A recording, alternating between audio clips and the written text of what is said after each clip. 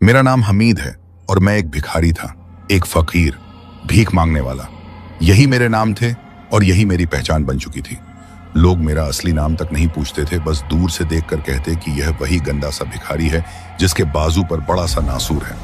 मैं जब भी किसी के पास जाता तो लोग मेरी तरफ देखते ही मुंह फेर लेते, जैसे मैं कोई इंसान न हूं बल्कि कोई गंदी चीज हूं जिसे देखना भी गुनाह हो। मेरे बाजू पर जो नासूर था वह किसी एक जगह का नहीं था, बल्कि धीरे धीरे पूरे बाजू में फैल रहा था। गोश्त गलने जैसा लगता, पीप निकलती, बदबू इतनी कि मैं खुद भी बर्दाश्त नहीं कर पाता, लेकिन फिर भी जी रहा था क्योंकि मरने की हिम्मत भी मुझ में नहीं रही थी। सड़कों पर जब मैं हाथ फैलाकर कहता, बाबू 1 रुपया दे दो, अल्लाह तुम्हें खौश रखे, और तो लोग नजरें झुकाकर आगे निकल जाते। कभी कोई गुस्से से कह देता, दफा हो यहां से, तेरी वजह से नापाकी फैलती है। कभी कोई दूर से सिक्का फेंक देता, वह भी ऐसे जैसे कुत्ते को हड्डी डाली जाती हो। कई बार ऐसा हुआ कि सिक्के मेरी तरफ नहीं गिरे बल्कि जमीन पर दूर जा गिरे और मैं रेंगता हुआ उन्हें उठाने जाता। लोग हंसते और कहते, देखो भिखारी कितना भूखा है कि जमीन चाट रहा है। मेरी हालत दिन ब दिन खराब होती जा रही थी। न खाने को कुछ मिलता, न पहनने को कपड़ा। जिस्म पर जो कपड़ा था वह इतना मैला और फटा हुआ कि हवा लगती तो सर्दी लगती और बारिश होती तो वही कपड़ा जिस्म से चिपक जाता और बदबू और बढ़ जाती। एक दिन कहीं से मुझे 2 सूखी रोटियां मिल गईं। किसी ने शायद बासी कहकर फेंक दी थी। मैंने एक रोटी वहीं बैठकर खा ली। हालांकि वह इतनी सख्त थी कि दांत टूटने लगे, लेकिन भूख के आगे कुछ नहीं चलता। दूसरी रोटी मैंने सोचा सुबह के लिए रख लूं, क्योंकि कौन जाने कल कुछ मिले या न मिले। रात को जब मैंने उस रोटी को उठाकर देखा तो लगा कि अगर ऐसे ही रख दी तो सुबह तक बिल्कुल पत्थर बन जाएगी। मेरे दांत तो पहले ही कमजोर हैं। सोचा क्यों ना इसे जमीन में दबा दूं। सुना था कि जमीन अंदर से ठंडी रहती है, शायद नरमी बरकरार रहे। मैंने जमीन पर पड़ा एक छोटा सा गिलास उठाया, जिसमें पानी भरा और जमीन पर डाला ताकि मिट्टी नरम हो जाए। फिर मैं उंगलियों से खोदने लगा। मिट्टी ठंडी थी, नमीदार सी, और अजीब खुशबू आ रही थी, जैसे कोई पुरानी चीज हो। मैं खोदता गया, यहां तक कि उंगलियों को एक सख्त चीज लगी। मैंने और जोर से खुरचा तो एक मिट्टी का मटका नजर आया, छोटा सा मटका, जैसे किसी ने हाथ से बनाया हो और ऊपर से मिट्टी के ढक्कन से बंद किया हो। मैं हैरान हुआ कि यह यहाँ कहाँ से आया। सोचा शायद किसी ने पैसे या जेवर छुपा रखे हों। मैंने मटका बाहर निकाला और जोर से जमीन पर दे मारा ताकि खुल जाए। मटका टूट गया, मगर अंदर कुछ नहीं था, बिल्कुल खाली। मैं कुछ लम्हों तक उसे देखता रह गया। समझ नहीं आया कि अगर खाली था तो इतनी मजबूती से क्यों बंद किया गया था, लेकिन भूख और थकान ने ज्यादा सोचने नहीं दिया। मैंने अपनी रोटी उस गड्ढे में रख दी, ऊपर से मिट्टी डाल दी और फिर वही टूटा गिलास का पानी ऊपर डाल दिया ताकि मिट्टी गीली हो जाए और रोटी ठंडी रहे। सुबह जब आंख खुली तो मैं भूखा प्यासा था। फौरन उस जगह गया जहां रोटी दबाई थी। मिट्टी हटाकर जैसे ही रोटी निकाली तो दिल बैठ गया। उसके ऊपर चींटियां रेंग रही थीं, जगह जगह कटी हुई थी।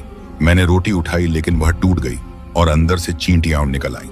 मैं जमीन पर बैठकर रो पड़ा। चीखें निकलने लगीं कि मेरी जिंदगी क्यों ऐसी है। मैं जवान हूं, सिर्फ 22 साल का। शक्ल भी अल्लाह ने बुरी नहीं दी, लेकिन अब यह हाल है कि लोग मेरा नाम तक नहीं पूछते, बस बदबूदार भिखारी कहते हैं। माँ बाप मर गए, निकाल दिया, और मैं यहाँ कचरे के ढेर में जिंदगी गुजार रहा हूँ। मैंने आंखें पोंछी और उठकर फिर सड़कों पर निकल आया ताकि शायद कोई रहम खाकर कुछ दे दे। शाम का वक्त था, सूरज डूब रहा था और आसमान पर सुर्खी फैल रही थी। गांव के पुराने दरख्तों की लंबी लंबी शाखें जमीन तक झुकी हुई थीं और उनके पीछे अंधेरा फैलना शुरू हो गया था। मैं थका हारा खाली पेट वापस आया था। पूरा दिन सड़कों पर मांगता रहा, मगर किसी ने एक निवाला तक नहीं दिया। सुबह से ही पेट में आवाजें आ रही थीं, जैसे कोई अंदर से चीख रहा हो कि मुझे कुछ दे दो। मैंने इधर उधर नजर दौड़ाई तो जमीन पर एक सड़ा हुआ टमाटर पड़ा था। आधा खराब हो चुका था। मक्खियां उस पर छा चुकी थीं, मगर भूख ने सोचने समझने की मोहलत न दी। मैंने मक्खियों को झटका और वही खा लिया। स्वाद कड़वा और सड़ांध भरा था, मगर क्या कर सकता था। मेरे लिए वही नेमत थी। यह गांव बहुत पुराना था, इसकी तारीख भी पुरानी थी। गालियां कच्ची थीं, हर जगह मिट्टी और कूड़ा बिखरा हुआ था। लोग भी ज्यादातर गरीब थे।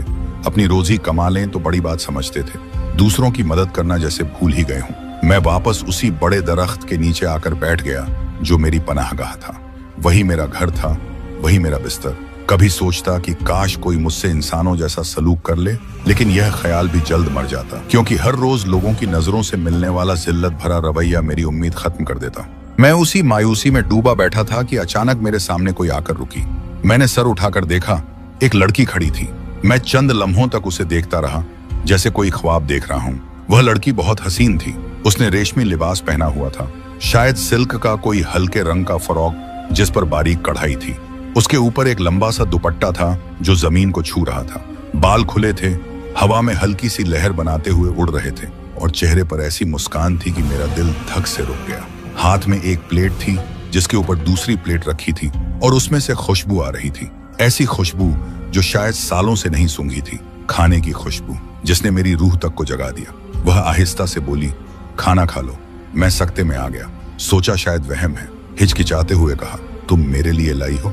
वह मुस्कुराई और बोली, हाँ। मैं हैरान हुआ और बोला, तुम मेरे इतने करीब आ गई हो, मेरी हालत नहीं देख रही? मैं बदबूदार, गंदा, बीमार फकीर हूँ, तुम्हें घिन नहीं आती? वह हंसी और बोली, तो क्या हुआ, इंसान होना। मैं शस्त्र रह गया। आज तक किसी ने मुझे इंसान कहकर नहीं पुकारा था। उसने प्लेट मेरे सामने जमीन पर रखी और प्यार से कहा, खा लो। मैंने कांपती हुई आवाज में पूछा, ये बर्तन कहाँ वापस करने हैं?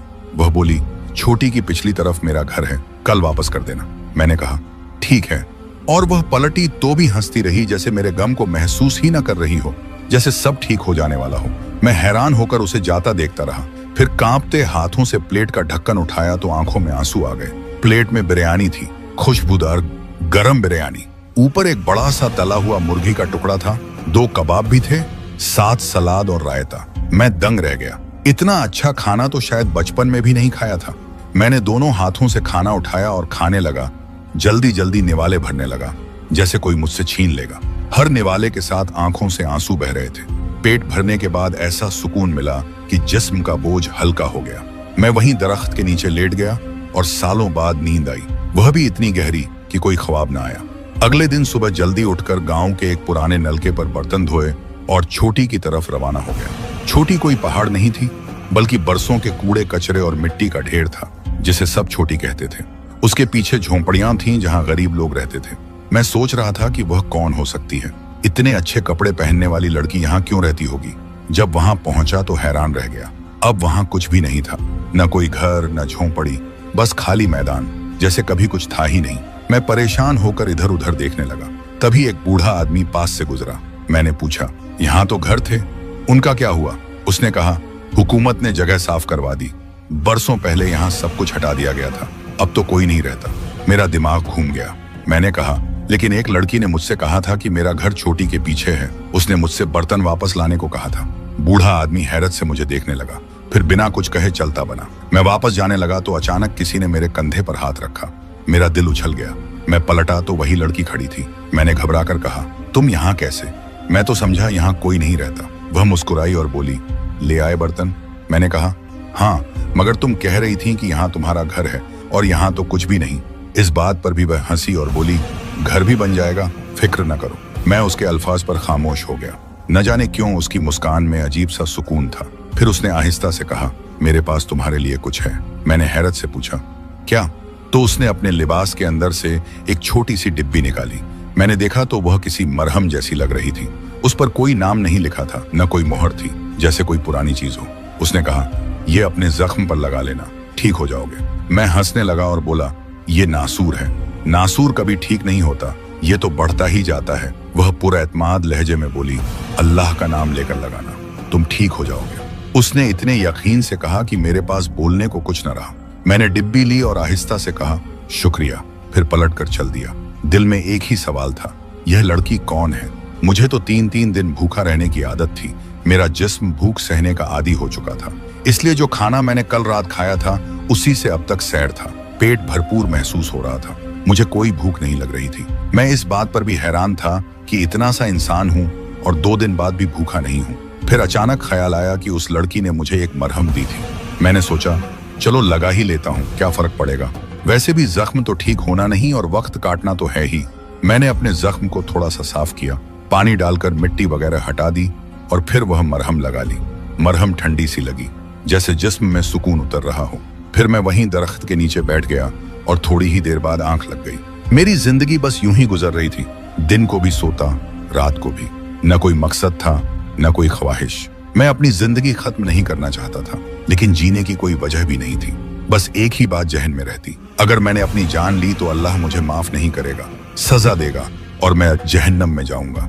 लेकिन अगर ये जिंदगी ऐसे ही खत्म हो गई तो शायद अल्लाह मुझ पर रहम करे और मुझे जन्नत दे, जहां मुझे खाना भी मिलेगा और सुकून भी। यही यकीन था मेरा और उसी यकीन पर जिंदा था। जब दोपहर को मेरी आंख खुली तो मैंने बेदिली से अपने बाजू की तरफ देखा और फिर जैसे मेरे वजूद में बिजली दौड़ गई। मैंने फौरन अपने चेहरे पर हाथ मारा, गाल पर थप्पड़ दे मारा, यह यकीन करने के लिए कि मैं ख्वाब नहीं देख रहा हूँ। मैंने आंखें मल ली लेकिन हकीकत वैसी ही रही। मेरा बाजू बिल्कुल साफ था। वहां जहां नासूर था, जहां पीप निकलती थी, बदबू आती थी, गोश्त गल रहा था, वहां अब कुछ भी नहीं था, जैसे कभी कुछ हुआ ही न हो। मेरा बाजू बिल्कुल ठीक हो गया था। फिर भी यकीन न आया तो नाखून से खुरचा, दबाया, मगर कोई दर्द न हुआ, न कोई निशान बचा था। मैं हैरानी से पागल सा हो गया। मेरी आंखों से आंसू निकलने लगे। मैं रोने लगा, फिर खौशी से हंसने लगा, फिर रोने लगा। मैं बार बार अपने बाजू पर हाथ फेरता और सर हिलाता रहता। ये क्या हो गया, कैसे हो गया? थोड़ी देर बाद मैंने देखा कि सामने से वही लड़की आ रही थी। मेरा दिल धक धक करने लगा। मैंने फौरन अपने आंसू साफ किए और सीधा बैठ गया। उसके हाथ में आज भी प्लेट थी। वह हमेशा किसी न किसी चीज के साथ आती थी। वह आहिस्ता आहिस्ता चलती हुई मेरे पास आई और प्लेट मुझे थमा दी। इस बार भी उसके चेहरे पर वही परसुकून मुस्कान थी, जैसे उसे सब पता हो, जैसे उसे सब मालूम हो कि मैं किस हाल में था और अब कैसा महसूस कर रहा हूँ। उसने नरम लहजे में पूछा, लगा ली थी दवाई? मैंने हिचकिचाते हुए कहा, हाँ लगाई थी। लेकिन ये कैसी दवाई थी? मैं तो बिल्कुल ठीक हो गया हूँ। नासूर तो कभी ठीक नहीं होता, ये कैसे हुआ? इस बात पर भी वह सिर्फ मुस्कुरा दी। उसकी मुस्कान में कुछ ऐसा था कि मेरा दिल कांप गया। खुशी भी हुई और डर भी लगा। हर बात पर मुस्कुरा देती थी। मैंने उसे देखा तो लगा जैसे उसकी मुस्कान में कोई राज छुपा है। मैं अभी कुछ और कहना चाहता था मगर उसने कहा, खा लो और बर्तन कल इसी जगह वापस कर देना। और फिर जैसे आई थी वैसे ही पलट गई। मैंने पीछे से पुकारने की कोशिश की, उसका नाम पूछ लूं, उससे बात कर लूं, मगर उसने कहा, मैं जल्दी में हूं, और चली गई। मैंने हाथ में पकड़ी प्लेट को देखा तो हैरान रह गया। इस बार भी खाना ऐसा था जो इस गांव में मुमकिन ही नहीं था। प्लेट में खुशबूदार पुलाव था, 7 सीख कबाब रखे थे, रायता और सलाद भी थी, जैसे किसी बड़ी दावत का खाना हो। मैंने हैरत से चारों तरफ देखा कि आखिर ये कहां से लाती है। हमारे गांव में तो कोई होटल नहीं था जहां ऐसे खाने बनते। यहाँ तो ढाबे थे जहां पानी वाले शोरबे में थोड़ा सा चिकन तैरता था या दाल चने मिलते थे। फिर ये कौन सी जगह थी जहां से वह इतने अच्छे खाने ले आती थी? मैंने ज्यादा सोचा नहीं, क्योंकि भूख ने सोचने की मोहलत न दी, और वह भी इतने शौक से जैसे पहली बार पेट भर के खा रहा हूँ। खाने के बाद जिस्म में जैसे नई जान आ गई। मेरी सांसें हल्की लगने लगी और जिस्म में ताकत लौट आई। मैंने आईने में खुद को देखने के लिए एक पुराने पीतल के टुकड़े में अपना अक्स देखा जो किसी ने कचरे में फेंका था। तो लगा कि मेरा चेहरा भी बदल रहा है। 2-3 दिन में ही मेरी सेहत अच्छी होने लगी थी। आंखों में रोशनी आ गई थी और मेरा सबसे बड़ा जख्म जो मुझे इंसानों से दूर कर चुका था वह भी खत्म हो गया था। अगले दिन मैं सुबह से ही उस जगह गया जहां वह हमेशा आती थी। बर्तनों को साफ करके अपने पुराने फटे हुए कपड़े में लपेट कर लाया था। मेरा दिल जोर जोर से धड़क रहा था। न जाने क्यों अजीब सा एहसास हो रहा था, जैसे कुछ बड़ा होने वाला है। मैं उस मिट्टी के ढेर छोटी पाव के पास खड़ा था। कुछ देर तक वह नजर न आई तो सोचा शायद आज नहीं आएगी। दिल में मायूसी छा गई, मगर अचानक जैसे हवा के झोंके के साथ वह नमूदार हो गई, बिल्कुल सामने, जैसे जमीन से निकल आई हो या हवा में से बन गई हो। मैं हैरान रह गया, लेकिन अब तक मैं उसकी इस तरह के आने की आदत डाल चुका था। मैंने बर्तन उसके बेर्स के हवाले किए और फौरन बोल पड़ा। मैंने कहा, तुम मेरे साथ इतनी मेहरबानी क्यों कर रही हो? मैं तुम्हारे लिए कुछ नहीं हूँ, एक भिखारी, एक बेकार इंसान। फिर भी तुम मेरे लिए खाने लाती हो, मरहम देती हो, मुझे अच्छा इंसान बना रही हो। क्यों? वह मुस्कुराई लेकिन कोई जवाब न दिया। मैंने इसरार किया, कुछ तो बोलो, क्यों कर रही हो ये सब? उसी लम्हे वहां से एक आदमी गुजरा। उसके कंधे पर लकड़ियां लदी हुई थी। वह रुका और हंसकर बोला, हमीद, तू तो फकीर था, अब पागल भी हो गया? किससे बातें कर रहा है? मैं सकते में आ गया। फिर जल्दी से उस लड़की की तरफ देखा। वह अब भी मेरे सामने खड़ी थी और मुस्कुरा रही थी, जैसे कुछ हुआ ही न हो। मेरे जिस्म में सनसनी दौड़ गई, पैरों तले जमीन निकल गई। मैंने आहिस्ता से कहा, तुम कौन हो? उसने नरमी से जवाब दिया, मैं जो भी हूँ तुम्हारी मदद करने आई हूँ, क्योंकि तुमने मेरी मदद की थी। मैंने हैरत से कहा, मैंने तुम्हारी मदद कब की? मैं तो तुम्हें जानता भी नहीं, मैंने तो तुम्हें देखा तक नहीं। उसने कहा, तुमने मेरी मदद तब की जब एक जालिम इंसान ने मुझे कैद कर रखा था। समझने के लिए तो तुम मुझे इंसान ही समझ लो, लेकिन हकीकत में मैं इंसान नहीं हूँ। मुझे इस मिट्टी के मटके में कैद कर दिया गया था, जिसे तुमने तोड़कर मुझे आजाद कर दिया। ये सुनते ही जैसे मेरा दिमाग मफलूज हो गया। मैं 2 कदम पीछे हटा और चीखने के करीब हो गया। मैंने कहा, तुम इस मिट्टी के मटके में कैद थी, तुम कैसे उसमें समा सकती हो? ये किस तरह मुमकिन है? लेकिन उसी लम्हे सच्चाई मेरे अंदर बिजली की तरह कौंध गई। मैंने सोचा, उसी दिन से तो मेरी जिंदगी बदल गई थी। उसी दिन से मुझे खाना मिलने लगा था, उसी दिन से जख्म ठीक हुए थे। मैं पीछे हटा और कहा, चली जाओ यहाँ से, मैंने तुम्हारा क्या बिगाड़ा है, मुझे छोड़ दो। वह नरमी से हंसी और बोली, तुमने मेरा कुछ नहीं बिगाड़ा और मैं भी तुम्हारा कुछ नहीं बिगाड़ रही। मैं क्यों तुम्हें नुकसान पहुंचाऊंगी? मैं तो तुम्हारी मदद कर रही हूँ। मैं वह नहीं हूँ जिससे डरना चाहिए। इन इंसानों से डरो जो तुम्हें कुछ नहीं समझते, जो तुम्हें जानवरों से भी बदतर समझते हैं। मुझसे मत डरो, मैं तो तुम्हें जिंदगी देना चाहती हूँ। उसके लहजे में एक सुकून था, एक यकीन था जिसने मुझे खामोश कर दिया। मेरे सारे सवालों के जवाब मिल गए। अब समझ आ गया कि वह मेरे जख्म को कैसे ठीक कर गई। क्यों वह मुझे खाना देती थी, क्यों कोई और उसे नहीं देख पाता था। मैं चुपचाप खड़ा रहा तो उसने मेरा हाथ थामा और उस पर कुछ पैसे रख दिए। मैंने नीचे देखा तो हैरान रह गया। इतनी रकम थी जितनी मैंने सालों में एक साथ कभी नहीं देखी थी। फिर उसने एक शॉपर मेरे हाथ में थमा दिया जिसमें नए कपड़े थे। उसने कहा, इन पैसों से सीधा हमाम चले जाओ, नहा धोकर ये कपड़े पहन लो और फिर इसी जगह वापस आ जाना। मेरे पास तुम्हारे लिए कुछ और है। मैंने कांपती आवाज में कहा, मुझे कोई हमाम में घुसने नहीं देगा। सब लोग मुझे देखकर कहेंगे बीमारियां फैलाने आ गया है। लोग मुझे धक्के देकर निकाल देंगे। वह मुस्कुराई और बोली, फिर मैं भी तुम्हारे साथ चलती हूँ। मैंने कहा, तुम कैसे मर्दों के हमाम में आ सकती हो? वह बोली, फिक्र ना करो, तुम्हारे सिवा मुझे कोई नहीं देख सकेगा। मैं हैरान भी था और किसी अनजानी ताकत के जेरे असर भी। हम दोनों हमाम की तरफ गए। मैंने दरवाजे पर खड़े आदमी को पैसे दिए और कहा कि नहाना है। वह आदमी जो हमेशा मुझे गाली देता था और धुतकार देता था, आज अजीब तरह का खामोश सा हो गया। उसने कहा, सामने वाले गौसलखाने में चले जाओ। मैं हैरान होकर अंदर गया, नहाने लगा। साबुन मलकर मैल की तह दर तह उतरने लगी। पानी के हर कटोरे के साथ मेरा जिस्म नया लगने लगा। मैंने बाल भी कटवाए, हजाम को पैसे दिए। उसने भी कुछ ना कहा, न कोई गाली न कोई नफरत। जब मैं साफ सुथरा नया लिबास पहने बाहर आया तो मैं खुद को पहचान न सका। बाहर खड़े एक टूटे आईने में खुद को देखा तो लगा जैसे मैं कोई दूसरा इंसान हूँ। मेरे चेहरे पर चमक थी, बाल सलीके से कटे हुए थे, दाढ़ी दुरुस्त हो गई थी, जिस्म पर साफ कपड़े थे। मैं कई लम्हों तक खुद को देखता रहा और फिर मेरी आंखों से आंसू निकल पड़े। जिस इंसान ने बरसों तक जमीन पर सड़ते हुए जिस्म के साथ कचरे के ढेर से खाना उठाकर जिंदगी गुजारी हो, जो कभी खुद को देखना भी बर्दाश्त न करता हो, वह जब अचानक खुद को यूं देखेगा तो खौशी से रोएगा नहीं तो और क्या करेगा। मैं वहीं खड़ा हंस भी रहा था और रो भी रहा था, जैसे जिंदगी मुझे पहली बार मिल रही हो। वह मुझे वापस उस छोटी सी छोटी के पीछे ले गई जहां पहले मैं उसके पीछे आया था। लेकिन अब यह जगह बदली हुई लग रही थी, जैसे किसी जादू के असर में हो। वहां एक खुली वसीया जगह थी जहां हल्की हल्की धूप पड़ रही थी। उसने आहिस्ता से कहा, अपनी आंखें बंद करो। मैंने उसकी बात मान ली। मेरा दिल तेजी से धड़क रहा था, जैसे कोई अनजान खौफ और तजस्सुस एक साथ दिल में समा रहा हो। मैंने आंखें बंद की तो मुझे महसूस हुआ कि जैसे मेरे आसपास हवा बदल गई है, जैसे किसी ने एक ही लम्हे में सब कुछ बदल दिया हो। जब मैंने आंखें खोली तो सामने का मंजर देखकर मेरा सांस रुक गया। मेरे सामने एक शानदार घर खड़ा था। यह वह घर नहीं था जो आम गांव के घरों जैसा हो। यह डबल स्टोरी घर था। उसके सामने एक खूबसूरत सा गेट था जो मजबूत लकड़ी का बना हुआ था। गेट के ऊपर बेलें लिपटी हुई थीं, जिन पर छोटे छोटे सफेद फूल खिल रहे थे। घर की ऊपर वाली मंजिल पर 2 बड़े कमरे दिखाई दे रहे थे, जिनकी खिड़कियों पर सफेद पर्दे लहरा रहे थे। नीचे एक बड़ा सा सहन था, जिसके बीच में एक कुआं था और चारों तरफ रंग बिरंगे पौधे लगे हुए थे। सहन के एक कोने में एक झूला पड़ा था, जो हल्की सी हवा से आहिस्ता आहिस्ता झूल रहा था। मैं हैरान होकर कभी गेट को देखता, कभी ऊपर की खिड़कियों को और कभी उस सहन को। मैंने आहिस्ता से कहा, यह किसका घर है?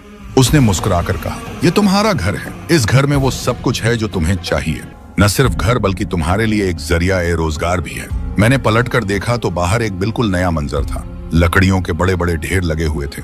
एक तरफ एक बड़ा सा कांटा रखा था जिसमें लकड़ियां तौली जाती थीं। उसके पास छोटे छोटे तराजू भी पड़े थे। कुछ दूर आरी के औजार और काटने वाले औजार भी रखे थे। मुझे लगा जैसे ये एक मुकम्मल कारोबार की जगह है। वह आहिस्ता से बोली, ये लकड़ियों का टाल है। इस गांव में हर कोई तुम्हारे पास लकड़ियां खरीदने आएगा। उनके दिमागों में मैं ऐसा असर डाल दूंगी कि वो तुम्हारे अलावा किसी और के पास नहीं जाएंगे। और सबसे बड़ी बात यह है कि ये लकड़ियां कभी खत्म नहीं होंगी। तुम जितनी भी बेचो ये हमेशा रहेंगी। मैं उसे देख रहा था जैसे यकीन ही ना आ रहा हो। मैंने कहा, लोग ये सब कैसे मान लेंगे कि एक फकीर इतना बड़ा कारोबार और घर का मालिक बन गया? वह मुस्कुराई और बोली, तुम्हें फिक्र करने की जरूरत नहीं। मैं सब संभाल लूंगी, तुम बस अपना घर और काम संभालो और खुश रहो। फिर वह बोली, और हाँ, तुम जिस लड़की को गांव में सबसे ज्यादा पसंद करते हो वह भी तुम्हारी बीवी बनेगी। मैं ये भी कर दूंगी। मैं सन्नाटे में खड़ा था, मेरे कदम जमीन में धंसे हुए लग रहे थे। खुशी और यकीन न आने वाला एहसास एक साथ दिल में उतर रहा था। मैं धीरे धीरे घर के अंदर दाखिल हुआ। अंदर सब कुछ तैयार था। किचन में हर किस्म का सामान रखा था। अलमारियों में नए कपड़े थे, बिस्तर पर साफ सुथरी चादरें बिछी थीं, पर्दे खिड़कियों पर लगे थे, सहन में हरियाली और गमले रखे थे। एक कोने में एक चमकती हुई मोटरसाइकिल खड़ी थी। मैं शीशे में गया और अपनी शक्ल देखी। साफ सुथरी दाढ़ी तराशी हुई थी। नए कपड़ों में एक ऐसा शख्स खड़ा था जिसे मैं खुद भी नहीं पहचान पा रहा था। कुछ देर बाद तो ग्राहक आने लगे। एक कहने लगा, इतनी लकड़ी तौल दो। दूसरा बोला, मुझे इतनी लकड़ी चाहिए। मैं हैरत से यह सब देख रहा था। वह मेरे करीब खड़ी हंस रही थी। उस हंसी में अब मुझे समझ आ गया था कि उसके पीछे क्या राज है। वह मेरी पूरी जिंदगी बदलने आई थी और उसने वाकई बदल दी थी। कैसा वक्त था जो कभी ख्वाब में भी सोचा न था। मैं, जो कल तक जमीन पर सोने वाला एक गरीब इंसान था, जिसे लोग अछूत समझते थे, जिसे कोई घर के दरवाजे पर खड़ा नहीं होने देता था, जिसे कोई सलाम तक नहीं करता था, आज वही मैं गांव का सबसे ज्यादा खुशहाल आदमी बन चुका था। लोग मुझसे मिलने के लिए आते थे। मेरे टाल से लकड़ियां लेने के लिए गांव के दूर दराज इलाकों से लोग आते थे। मैं हैरान रह जाता था कि कैसे एक शख्स जिसके पास कुछ नहीं था, आज सब कुछ उसके पास है। और ये सब एक अनहोनी मदद की वजह से था जो मैंने खुद देखी थी। मैं जब लकड़ियों के टाल पर जाता तो वहां हर वक्त ग्राहकों की भीड़ लगी रहती थी। मैं ग्राहकों से बात करता, हिसाब किताब करता और हर दिन मेरी आमदनी बढ़ती जा रही थी। दिल में शुक्र अदा करता था कि अल्लाह ने मुझ पर कितनी बड़ी मेहरबानी की है। एक दिन मैं अपने टाल पर बैठा हिसाब लिख रहा था कि गांव के एक बुजुर्ग मेरे पास आए। उन्होंने कहा, बेटा हमीद, आज तुम्हें देखकर बहुत खुशी होती है। तुम कल तक एक फकीर थे और आज अल्लाह ने तुम्हें सब कुछ दे दिया है। और फिर वह थोड़ा रुके और कहने लगे, सलमा का रिश्ता अगर तुमसे हो जाए तो बहुत बड़ी बात होगी। मैं चौंक गया। मैंने कहा, कौन सलमा? वह मुस्कुराए और बोले, हाँ, वही सलमा जो इस गांव की सबसे हसीन लड़की है। तुम्हें तो पता है वो लोग खुद मुंह से कुछ नहीं कहेंगे, लेकिन उनके दिल में बात है कि अगर तुम रिश्ता लेकर जाओ तो वो फौरन हाँ कर देंगे। ये सुनकर मैं चंद लम्हों के लिए सोच में पड़ गया। सलमा तो मुझे हमेशा से अच्छी लगती थी, लेकिन मैंने कभी सोचा नहीं था कि मेरी किस्मत में ऐसा भी हो सकता है। मैंने बुजुर्ग को कहा, ठीक है, आप बात करवा दीजिए। अगले ही दिन मैं उनके घर रिश्ता लेकर चला गया। उनके वालिदैन ने बड़े प्यार से मेरा इस्तकबाल किया। उनकी माँ ने मेरे सर पर हाथ फेरा और कहा, आज से तुम हमारे बेटे हो। उनके वालिद ने मुझे गले से लगाया तो ऐसा लगा जैसे मेरे बिछड़े हुए माँ बाप मुझे वापस मिल गए हों। सलमा भी पर्दे में बैठी थी, लेकिन मैंने उसकी हल्की सी झलक देखी और दिल खुशी से भर गया। कुछ दिनों बाद धूमधाम से हमारी मंगनी हुई और फिर शादी का दिन आया। मैंने दिल खोलकर खर्च किया। गांव के लोग हैरान थे कि एक वक्त का फकीर आज इतनी बड़ी शादी कर रहा है, लेकिन मैंने किसी की परवाह नहीं की, क्योंकि दिल में बस यही ख्वाहिश थी कि अपनी बीवी को खुश रखूं। सलमा जब मेरी दुल्हन बनकर मेरे घर आई तो मेरा घर जैसे जन्नत बन गया। उसने घर को संभाल लिया, हर चीज को और संवार दिया और हमारी जिंदगी हंसी खुशी गुजरने लगी। साल भर बाद अल्लाह ने हमें बेटे की खुशखबरी दी। जब मेरा बेटा पैदा हुआ तो खुशी से मेरी आंखों में आंसू आ गए। मैंने अल्लाह का शुक्र अदा किया कि उसने मुझे सब कुछ दिया। एक वक्त था जब मैं भूखा सोता था, अब एक वक्त आया था कि मेरे पास सब कुछ था। वह जिनजादी जिसने मेरी जिंदगी बदली थी, वह अब भी कभी कभी आती थी, लेकिन उसकी आमद अब अलग महसूस होती थी। मैंने सलमा को उसके बारे में कभी नहीं बताया, क्योंकि ये बात कोई समझ नहीं सकता था। मैं जब भी उससे मिलता तो वह कहती, मदद तो अल्लाह ने की थी, सिर्फ जरिया बनी। तुम्हारी जिंदगी बहुत मुश्किल थी, तुम्हारा वक्त बहुत बुरा था, लेकिन अल्लाह ने तुम्हारी नीयत देखी और तुम्हारा नसीब बदल दिया। वह मेरे बेटे को भी देखती और हंसती। मैं महसूस करता कि जैसे वह खुश है कि मेरी जिंदगी बदल गई है। कभी कभी रात को मैं आसमान की तरफ देखकर सोचता कि ये दुनिया वाकई कैसी है, जो इंसान के साथ बुरा करती है, खासकर उसके साथ जो गरीब होता है, जो कमजोर होता है। लेकिन अल्लाह सब कुछ देखता है और जब चाहे सब कुछ बदल देता है। मेरी और उस जिनजादी की दोस्ती एक अलग ही रिश्ता थी। हमारे दरमियान न कोई लालच था, न कोई मतलब, न कोई ख्वाहिश, बस एक शुक्रगुजारी थी। और ये दोस्ती मेरे लिए बहुत कीमती थी। गांव वाले अब मुझे इज्जत से देखते थे। लोग मेरी मिसाल देते थे कि देखो, हमीद की मेहनत और किस्मत ने उसे कहां से कहां पहुंचा दिया। लेकिन मैं जानता था कि ये सब एक ऐसे सबब की वजह से है जो दुनिया की समझ से बाहर है। मैंने दिल में फैसला किया कि मैं कभी किसी गरीब को हकीर नहीं समझूंगा, कभी किसी मोहताज को धुतकारूंगा नहीं, क्योंकि मैं जानता था कि कल को शायद वही शख्स, वही अल्लाह का बंदा तुम्हारी जिंदगी बदल दे। यूं मेरी कहानी मुकम्मल हुई, एक फकीर से एक खुशहाल इंसान बनने तक की। और एक दोस्त से एक बेलौस रिश्ता रखने तक की। जिंदगी ने मुझे सिखाया कि उम्मीद कभी नहीं छोड़नी चाहिए और अल्लाह पर यकीन कभी कमजोर नहीं होना चाहिए, क्योंकि वही सब कुछ बदलने वाला है और वही बदल कर दिखाता है। उस जिनजादी ने मुझे अपना नाम कभी नहीं बताया, लेकिन मैं उसे प्यार से मेहर कहता था, क्योंकि वह मेरे लिए रब की मेहर बनकर आई थी। मेरी जिंदगी में वह वक्त ऐसा था जब कोई भी उम्मीद बाकी नहीं रही थी, और वह आई तो यूं लगा जैसे अंधेरी रात में रोशनी का चिराग जल उठा हो। एक दिन मैंने उससे पूछा, तुम इतनी ताकतवर हो, तुम वह सब कर सकती हो जो मैं सोच भी नहीं सकता, तो फिर तुम आजाद क्यों नहीं हो सकती? ये सवाल मेरे दिल में कई दिनों से घूम रहा था। उस दिन मैंने हिम्मत करके पूछ ही लिया। मेहर कुछ देर चुप रही, फिर धीरे से बोली, जब हमारी जैसी मखलूकत को कोई कैद कर देता है तो हम आजाद नहीं हो सकते। तुम समझते हो कैद सिर्फ जंजीरों में होती है, लेकिन हमारी कैद और तरह की होती है। ये कैद अगर किसी ताकतवर जादूगर के हाथ में हो तो हम चाहकर भी कुछ नहीं कर सकते। और मुझे कैद करने वाला कोई आम जिन या जादूगर नहीं था, वह हम में से सबसे ज्यादा ताकतवर और जालिम था। उसने मुझे एक मटके में बंद करके जमीन के अंदर दफन कर दिया ताकि मैं कभी भी निकल न सकूं। अगर मैं किसी बुरे इंसान के हाथ लगती और उस मटके को वह तोड़ देता तो भी मैं आजाद न होती, क्योंकि आजादी के लिए सिर्फ कैद का टूटना जरूरी नहीं होता, बल्कि नीयत की पाकीज़गी भी जरूरी होती है। उसने मेरी तरफ देखा और कहा, तुमने मटका तोड़ा, तुमने मुझे आजाद किया, लेकिन तुमने मेरा नुकसान नहीं किया। तुमने मुझसे लालच नहीं किया, तुमने मेरा इस्तेमाल नहीं किया, तुमने मेरा हक अदा किया। और यही वजह है कि मैं आज भी तुम्हारे पास आती हूँ और तुम्हारे लिए दुआ करती हूँ, तुम्हें बरकत देती हूँ, क्योंकि तुम अच्छे इंसान थे और तुम्हारे ही हाथों मुझे रिहाई मिली। मैं ये सुनकर हैरान रह गया। मैंने सोचा कि दुनिया में इंसान इंसान को गुलाम बना लेता है, जालिम ताकतवर कमजोर पर जुल्म करता है, और ये जुल्म सिर्फ हमारी दुनिया तक महदूद नहीं, दूसरी मखलूक भी इसी आजमाइश से गुजरती है।